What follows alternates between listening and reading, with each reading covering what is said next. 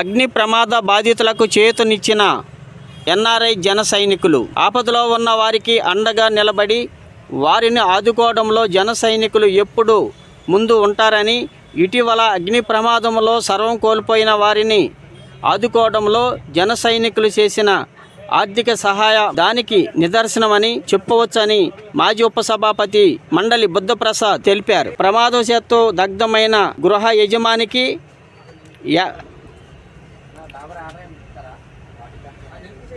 NRI జన సైనికులు పంపిన ₹1,00,000 చెక్కును మండలి బుద్ధప్రసాద్ చేతుల మీదుగా అందించారు.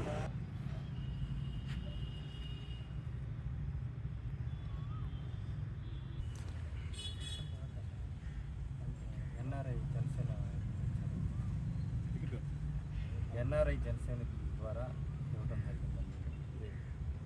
₹1,00,000.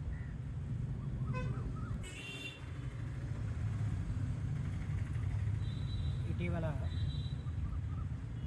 ఎన్నికల సందర్భంలో